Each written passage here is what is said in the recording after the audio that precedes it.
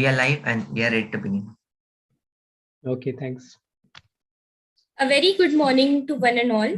I, Nupur Kulkarni, on behalf of IEEE Pune Section Young Professionals Affinity Group, welcome you all to the session under the Career Path Discovery Series on accelerating the career growth in the industry. The speaker for today is Mr. Gaurav Gupta, sir, who is currently working as a Director, Strategic Accounts at YASH Technologies. He has 21 plus years of experience in managing IT product and service lifecycle, including development, delivery, and support. He has directed business operations by formulating IT strategies as well. He has also been successful in setting up multiple offshore organizations and implementing operational excellence measures through global training. I would like to thank sir for joining us today. I would also like to welcome Mr. Dheeraj Chaurasia, sir, Chair of IEEE Pune Section Young Professionals Affinity Group. I will also request all the attendees to post their questions which they have during the session in the comment section. Now I would like to hand it over to Gaurav, sir. Please, sir. Thank you, Nupur.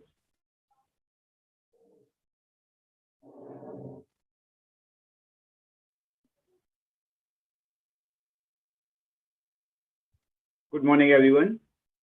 So today's topic is very interesting, right? So how can we accelerate our career growth?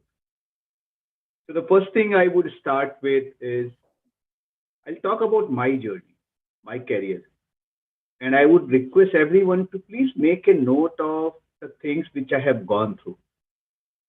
Make an observation, and then we'll take it forward from there. So I have done my BTech from IIT BHU in chemical engineering. However, I started my career in IT.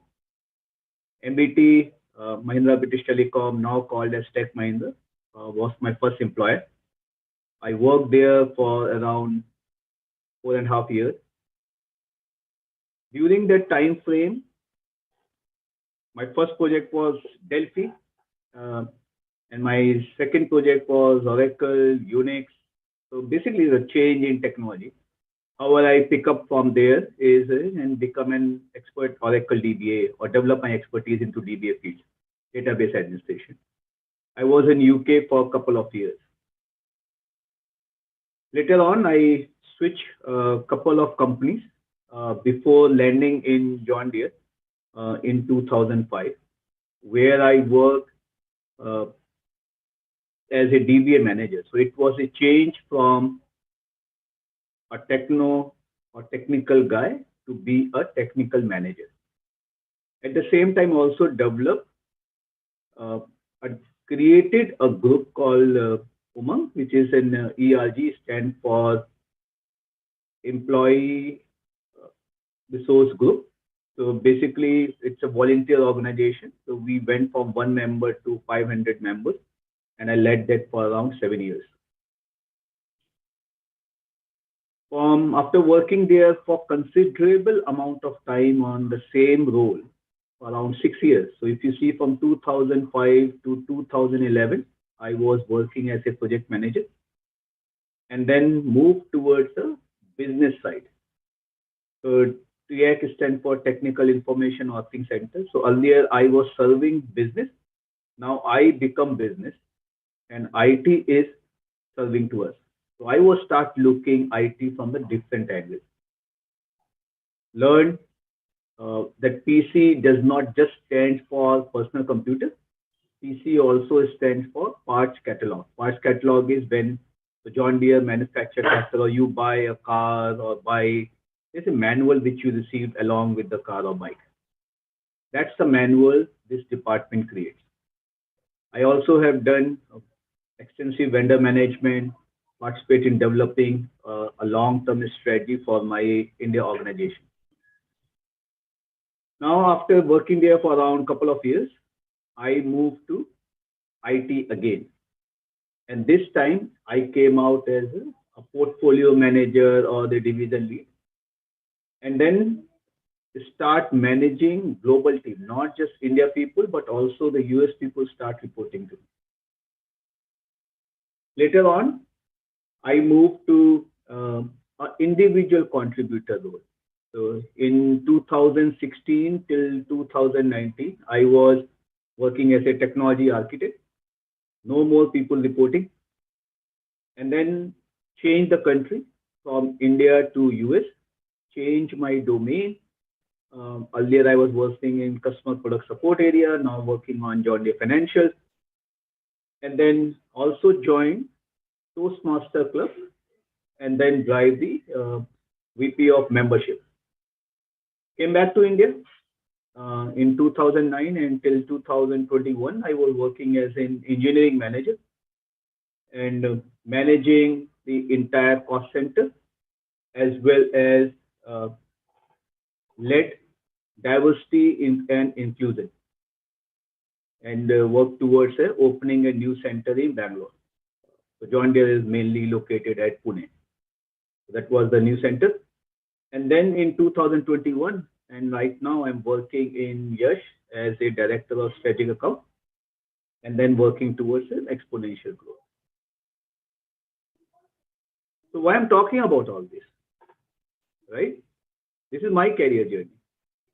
And you might have made some observations here. And we will come back to what are those observations. So today, as we are talking through it, there are 3 tips which I would like to share, which I have learned by trial and errors. However, I believe that if I have got such type of information earlier in my career, I might have gone further down on the road. So what are those 3 tips?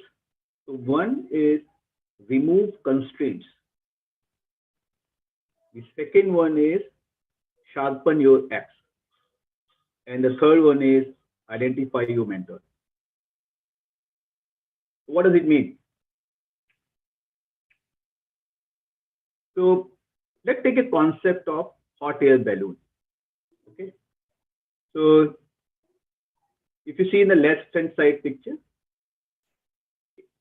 if you put a lot of weight or you tie up your balloon with the ground, either you will not go up in the sky or you will go very, very slowly, right? And if you let the balloon go and you reduce the weight, reduce the constraint, you will go quite high in the sky and the speed of growth will also be quite fast. Now, let's go back to how does it mean or it get connected with this concept. Okay. So if you see, I started my career as chemical engineer. Oh, not career, it's basically my study. But I removed that constraint for my institute itself that, okay, I am not just looking for chemical, a job in chemical industry, but I can also move to IT industry. So basically remove one constraint. When I moved to John Deere in 2005, you see around 6 years, I was doing the same role. At that time, I was very good in database administration area or data side. So I decided I will not leave data side because that's my expertise. I have also decided I will not leave IT. I decided I will not leave John Deere and I will not leave Magarpatta city where I am currently living. And I was not very sure that I put all these constraints while looking for another opportunity. Everyone wants to grow in their career. So am I, right? And I tried number of times and getting all the failures. I said, what's going wrong? And that time I worked with my mentor and he shared this concept with me, hot air balloon. He said, Gaurav, you will continue to grow in your career. The speed will depend on the number of constraints, or you can use the analogy of the weight. So how many weights you have put in? You put the weight that you will not leave the database area. You put the constraint, you will not leave IT, you will not leave company, you will not leave the location we are in. Can you rethink and see what are the weight you can reduce or remove? I thought, yeah, why not? So how about going out from database area? Because I already worked so long, let's get another experience. So I removed that gate. That opened immediately rest of the IT for me. Then I say, why IT? Why cannot I go to business? So I remove IT. And I thought, okay, what is the risk? If I don't perform, I'm still in the same company. Company will move me back to IT. So who's taking the risk? And did all those calculations and move back to and say, okay, no longer IT. But I kept both the constraints of not leaving the company as well as not leaving my location. And within 6 months, I got a promotion opportunity to move to business. So that was the immediate result which had happened with me. I got promotion, I moved to the next department. I was in the business. And now, all of a sudden, the company become new to me because I'm learning a lot of new things. Like I just explained earlier, PC does not mean personal computer, which was my dictionary earlier. It also means parts catalog. So I learned a lot of new acronyms, a lot of new business. Learning was tremendous. Excitement was tremendous. At that time, I said, wow, this works. So how about now removing that constraint that I will be here for more years or I cannot go back to IT, right? So I kept myself open.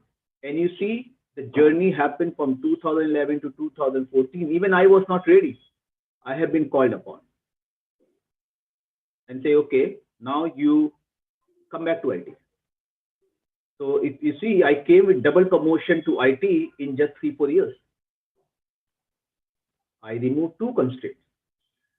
Then I thought, how about removing one more constraint, say location? I said, no longer Pune, no longer Magapatta city, no longer India, anywhere across company. And also any type of role. So if you see, from 2005 till 2014, even 2016, I was a people manager. So a lot of people were reporting to me. And all of a sudden I said, no more people reporting, and I can be an individual contributor. And that's where I took a role of technology architect. You see the change? I removed that constraint, no longer a people manager, no longer those location or the country is a constraint. We moved to US. And I work as an individual contributor. And you see that movement has happened in just 2 years, from 2014 to 2016. Again, go back, 2005 to 2011, 6 years, nothing was happening. And all of a sudden, 2011, 2014, 2016, you see how the changes started happening. Because I know that there is a concept of constraint, and I have to start managing those constraints. Then in 2019, I came back to India and I say, okay, I got an experience of being an individual contributor, being a very technical guy. So let's become a techno manager now. And I become an engineering manager. And the advantage I got because I have people management skill as well as engineering skill. Correct? Now it's a time to come where I already moved, no longer IT, no longer database, no longer individual contributor or people manager constraint, no longer location constraint. As a time has come, how about no longer John Deere? And that's where you see after 16 years of my career in a single company, I decided to move out. And the role which I have taken is not it's very IT, it's still in an IT company, but it's a more as in strategic account management. So you are more in the sales side, account side. Correct? Altogether different. Again, I have reduced my constraint and got the growth. So that if you see in the second part of my career, how quickly the growth has happened, right? And one of the major reasons of this growth is because I have learned to identify my constraint and start removing or managing them one by one. I hope now this makes sense to everyone, what is with constraint and without constraint. So that's my first tip to all of you. So as you go in your study, as you go in your career, sometimes we make a decision which we are not very conscious about it, right? We say, I'm an electrical engineer, I will work only in electrical engineering company. Or I am from Pune or I am from Mumbai, I will not leave that city, or I'll not leave that country. Or I will do only job, I'll not do further study. Or I will go to particular location, a particular company only, right? All these are ways. Or I will not go to startup, or I will go to very big company, right? Start thinking about it. Once you become conscious about this concept of that, knowingly, unknowingly, you are making your hot air balloon heavier. And as you realize, you start reducing or managing those weights. So let's move to the next tip, that is sharpen your axe. What does it mean? So let's have a small video here. This is one of my favorite books.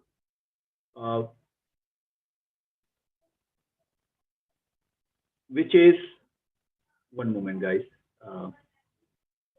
why I'm not getting that.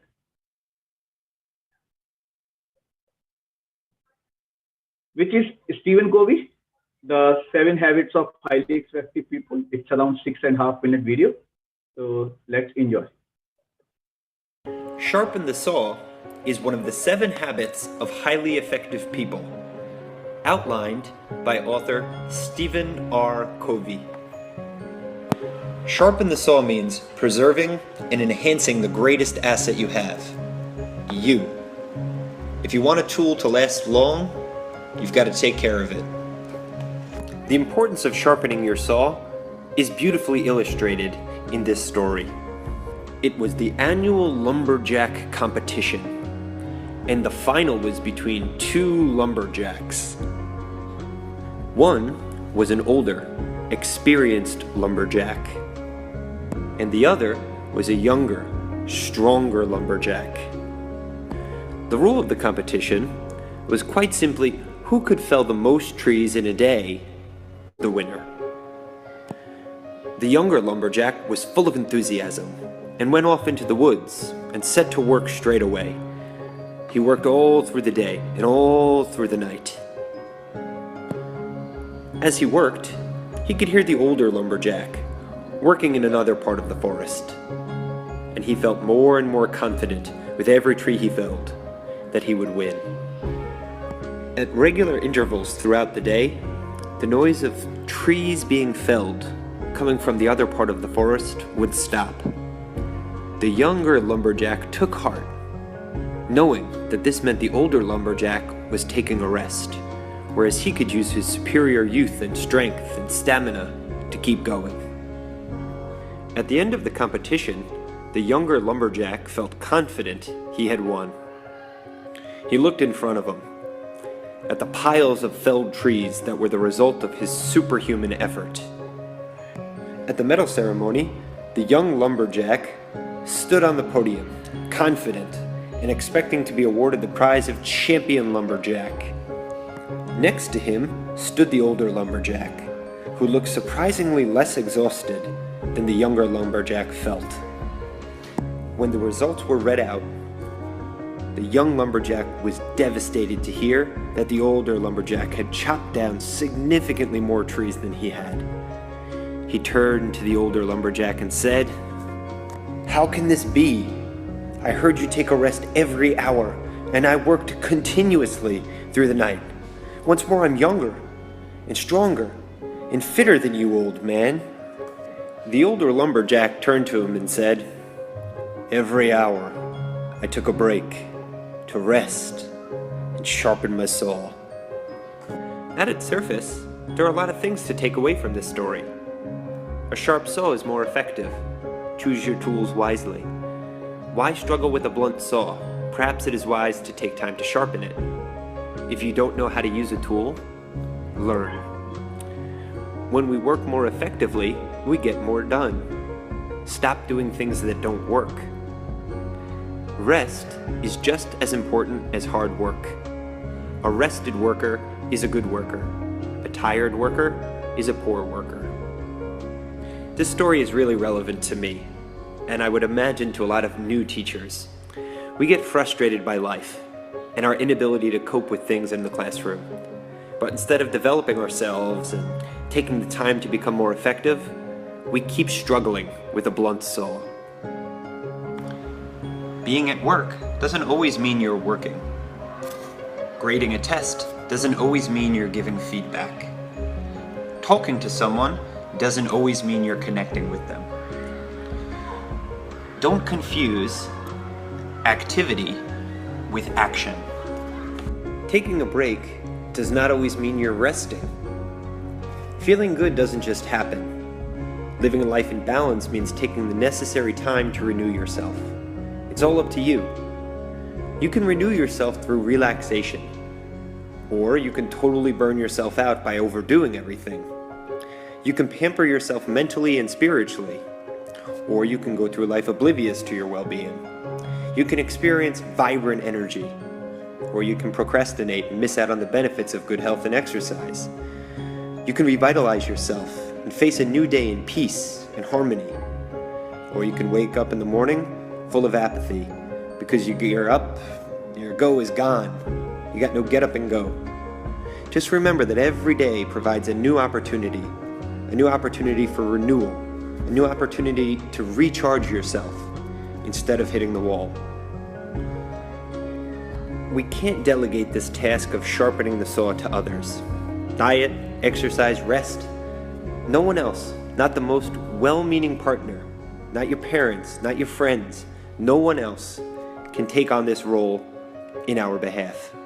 We have to build these into our routine, or it doesn't happen. When you take time to sharpen your saw, you increase your capacity to produce, and you increase your capacity to handle the challenges around you. But without this renewal, the body becomes weak, the mind mechanical, the emotions raw, spirit insensitive, and the person selfish. Not a pretty picture, is it? One class, one day, 1 week, 1 month, 1 semester, 1 year in a classroom is a marathon. And the rest is as important as the work. Remember, you are the most important tool in your classroom. You must take care of yourself in order to take care of others. So let's keep our physical, social, mental, and spiritual tools sharp. If you don't want to listen to me, take some advice from America's greatest president, Abraham Lincoln. He said, "Give me 6 hours to chop down a tree, and I'll spend the first 4 sharpening the axe."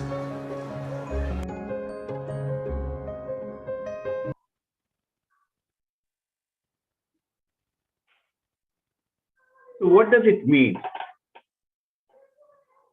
Most of the time we thought, okay, I have done electronics engineering, I have done IT engineering, I'm done. But what is important for us, that we continue to enhance our knowledge, our skill. Otherwise, it will deteriorate as the time passes. And you just seen the story, right? That how an old guy who is trying to sharpen his and produce better results than a young guy who was doing hard work. We have to be smart.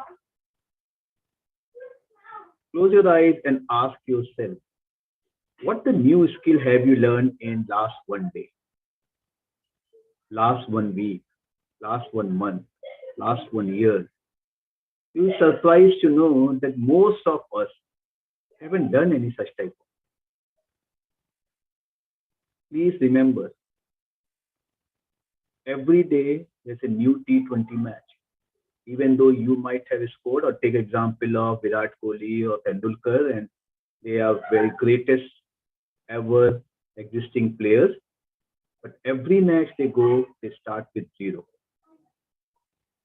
don't take anything as an entitlement or granted. Oh, I did my BTech from this prestigious institute and now I know everything, but I don't have to learn it. And then you are surprised at where you got stuck. So I hope that thing is clear, that we have to focus on continuous enhancement of our knowledge and skill. And of course, we have to take care of our mental and physical health. So again, Gaurav, are you preaching or have you followed this? Right? So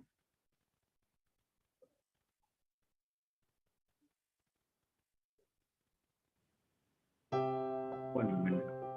A lot of times I used to get very nervous speaking to overseas clients because I couldn't understand what they were saying. And with my accent, it was difficult for them to understand. I apologize here. So now you can see my credentials. Okay. I am continuously learning. So whether it's an Oracle DBA where I started my journey, whether it's a Scrum, Agile, it's an architect framework, whether it's a AWS, where it's a monitoring area, where it's the ITIL, so on and so forth. Right? And that helped me to be relevant to the market. And that helped you, it helped me to accelerate my career. So last 2 years, I have taken a goal that every quarter I will go for one certification. And that's where I went and then I achieved that. Now later on, as I move to the new job, when new jobs are difficult, but where I say continuous learning is happening, no need to go for certification, right? So please focus on enhancing your skill. Make a goal, a new certification, a new course, a new knowledge in a month or a quarter, whatever your pace allow you to do it. Nowadays, you have an Udemy platform, you have a Coursera platform. Go for it. It's very cost-effective, good solution. And it doesn't mean you always have to do only for the technical skill. You can go for volunteer activity. You can develop your network. Please focus on sharpening your act. And that's the reason, that's my second tip to all of you. Now let's move to the last one or the third one, right? Mentoring. So I will share the impact of this mentoring is to a very famous leadership coach. Name is Simon Sinek. And let's hear from him. It's a very small video.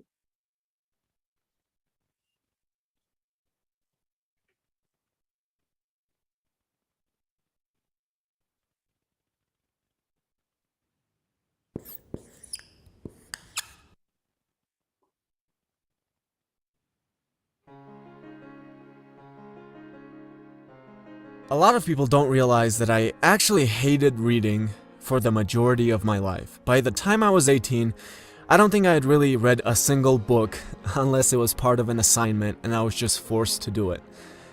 But ever since I went to first grade, my teachers constantly tried to inspire me to read, and it never worked. It just made me hate it even more. And then finally, when I was about 18 or so, I started to find mentors, most of them online, and they were able to inspire me to read almost instantly. And now I can't even imagine a life where I don't read. So what was the difference between my teachers, who tried to inspire me to read for 12 years and failed constantly, and my mentors who were able to do it in basically no time? Well, here it is in the context of the golden circle. My teacher started with the what. You have to read this classic. This is a great book. You have to. Then they sometimes went to the how and said, this is how you read it. But that was it. There was no why. The funny thing is, if I'd asked, why should I read it? They would probably get angry and start yelling. How could you ask a stupid question like that? What do you mean, why should you read a classic?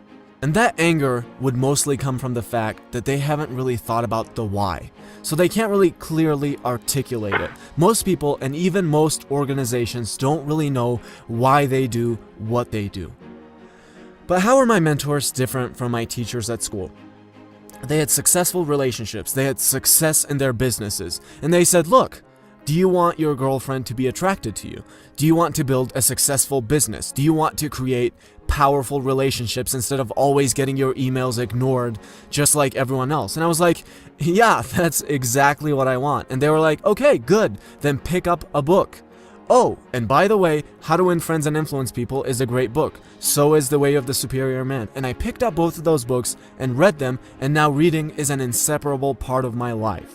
That is how great leaders inspire action. Everybody starts from the what, and most people never even get to the why. Most people create a product and they want to tell you about all the amazing features and specifications. They want to tell you about how these features work so well, but the truth is, most people don't care about your what and how. Most people don't want to be told the exact measurements of your CPU. They don't want to be told how the little chips interact with each other so amazingly. They want to be told something like this: we value efficiency just like you do. Here's how we can help you be more efficient. And here's a product that will help you achieve exactly that.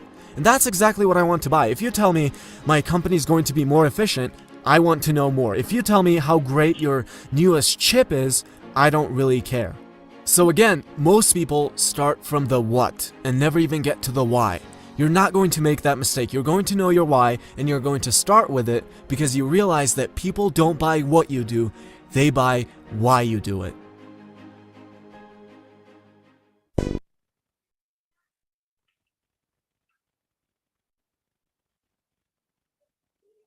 Okay, so what is the observation, guys?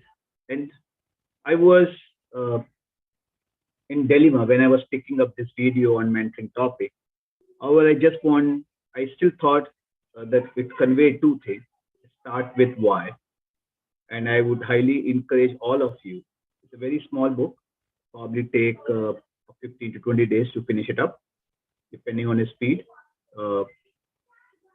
Amazingly good book, which you can easily implement whatever you're doing. Right? And if you see the impact the mentoring has created on Simon, 18 years, no like for any book. And then the mentor come and change his life. That is the impact of a mentor.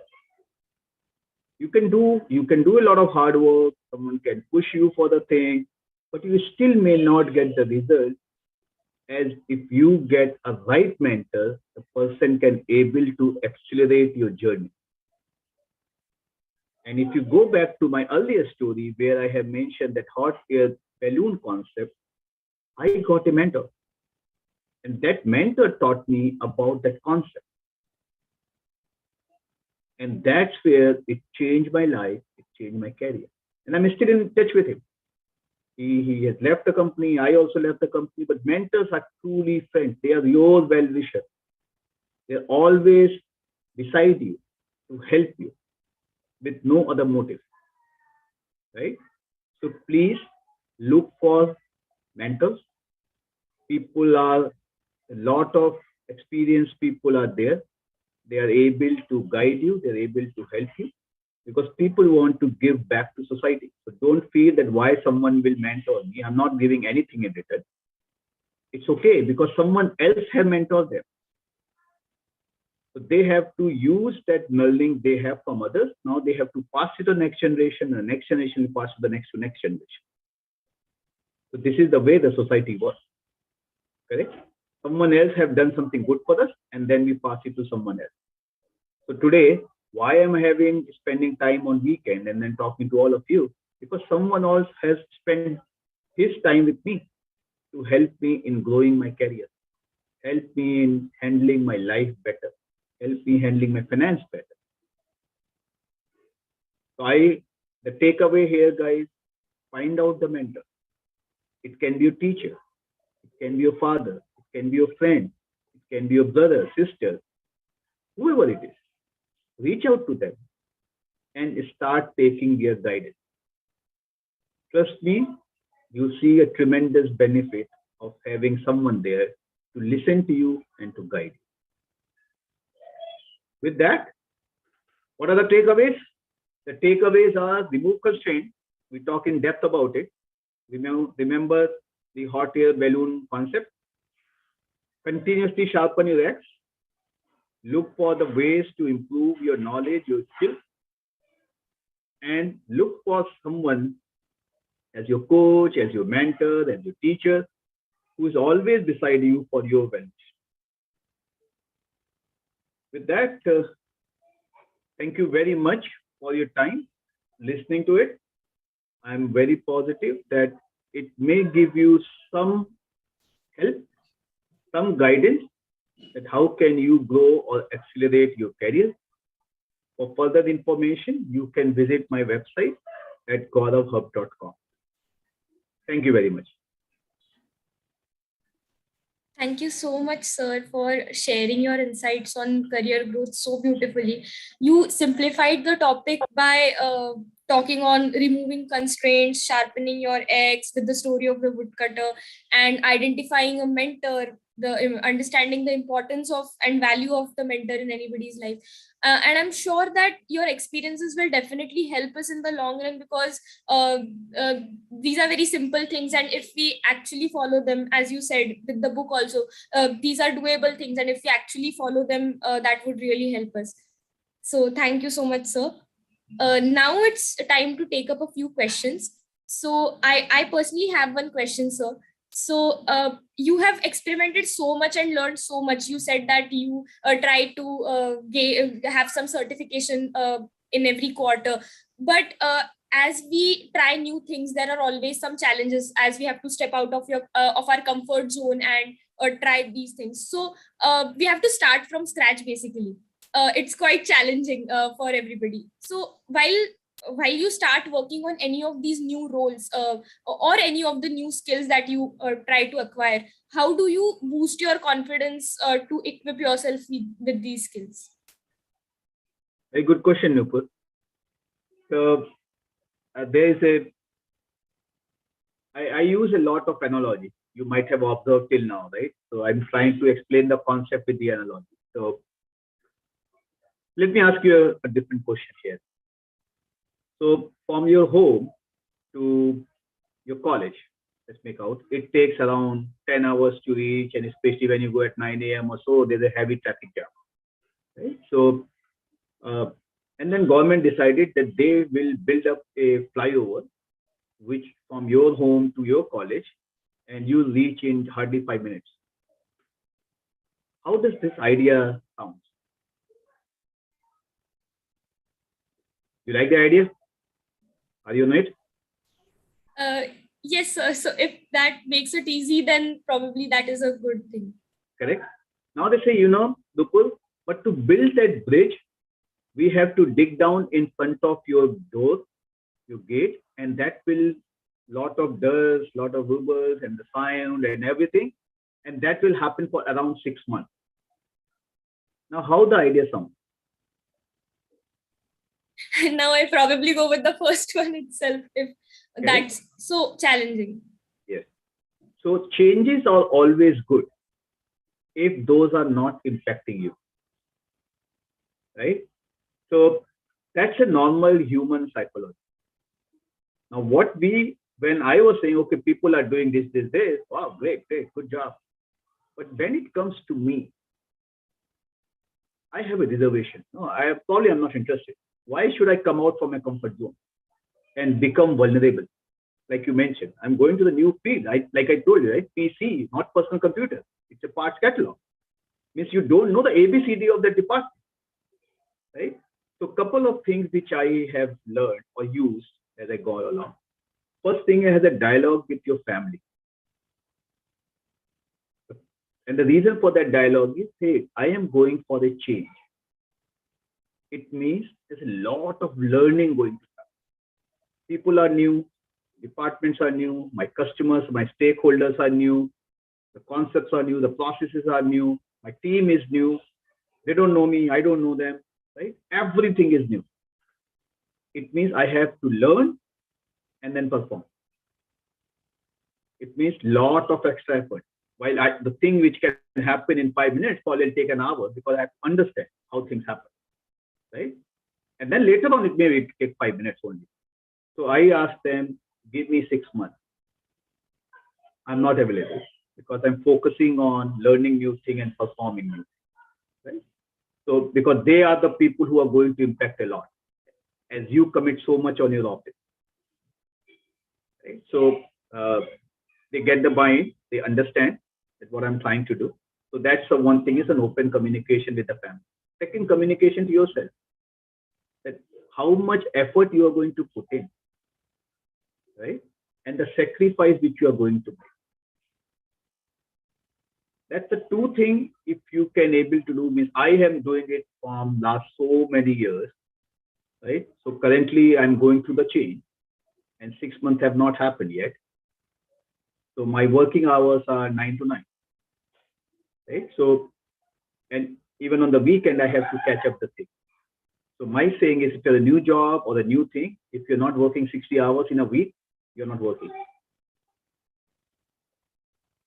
So that, I know that's not the thing which you are interested to listen, but when you're learning something new, you're still doing the old thing. You're not leaving that behind, right? So you have to put extra efforts, and that give you extra. So what is the difference between an ordinary and extraordinary person? You know that, Nupur? Just to to just accept failure and still not give up and try. Okay, I give you a very simple answer. The difference between ordinary and extraordinary is extra. And that extra you have to. And if you see any race, any marathon, anything, you see the first person is far away. And then remaining crowd all together. Second, third, fourth, all are very, very close. The first person is far away, right? Because that's extra. I hope I answer your question. Yes, sir. Yes, sir. Thank you so much. You're welcome.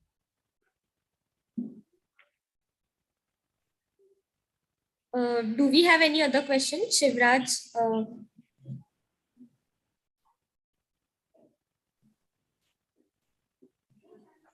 I had one question, Mr. Gaurav. So truly it was a wonderful session that we had. You mentioned like family dialogue is something that during the transition that you go for. So how do you feel the coordination, the cooperation, like if this is a change, probably you get a resistance from the family, but that's again a support that you are getting, and it happens eventually with most of the people, like the ecosystem, the environment sometime is opposing, although he has to take a firm decision and move ahead. How does that how can he simplify this activity and anything that can boost that thought process considering these factors? What would you like to mention here for those? Definitely. And I know, Dheeraj, it's a wonderful question. It's not easy. Yeah. But if you have seen the last one, start with why. Right. Don't tell them I'm going to work 12 hours in a day, right? Start with why. Why are you doing it? Okay. What are you trying to achieve? And once they understand the why, means I can tell you, my youngest daughter, when I went to the first change, she was hardly 3 years old, very, very young, right? So from there onwards, we sat down and we talk openly about why I'm doing what I'm trying to do and how I'm going to do that. So why, what, how framework. If you explain any person logically, they will be able to understand. And there will be healthy debate sometimes. Maybe that's not the right time, or there can be another way of doing it. And you go through with the pros and cons, and the entire family participates. And then you see the tremendous support coming along the way. So that open dialogue with the family, because you need that support. Sometimes your days will be higher, sometimes very, very low. Things may not work the way you want. And you may repent. Why have taken that decision? Like Nupur was asking, you become very vulnerable. Right? So your family support, the emotional support which you get will be very, very helpful as you go into the journey. So Simple answer, Neeraj, start with why. Yes. Thanks. Shivraj, do you have any question?